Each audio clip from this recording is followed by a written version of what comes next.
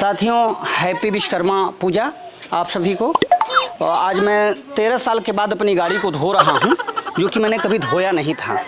लेकिन ये है कि मैंने अलग अंदाज में इस गाड़ी को धो रहा हूं और जो जो चीज़ें मैंने इस्तेमाल किया शायद आपको भी मैं बताना चाहूँगा। एक तार ब्रश है जिससे मैंने टंकी खोल के साफ़ की है और इससे मैंने ट्यूब टायर सारे साफ़ कर दिए हैं।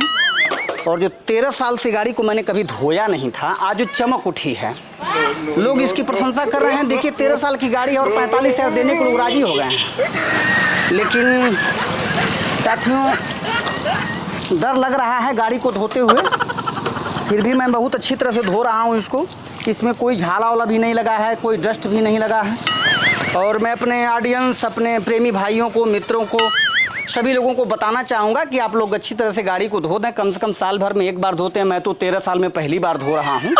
और उम्मीद है कि मेरे धोने का अंदाज़ आप लोगों को पसंद आएगा। देखिए इस कड़ी धूप में भी मैंने छाता को भी लगा रखा है ताकि धूप ना लगे।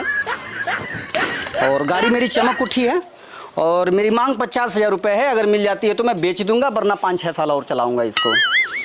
ठीक है साथियों, आप लोग खुश रहें, स्वस्थ रहें, तंदुरुस्त रहें, प्रसन्न रहें, यही ऊपर वाले से मेरी शुभकामनाएं हैं।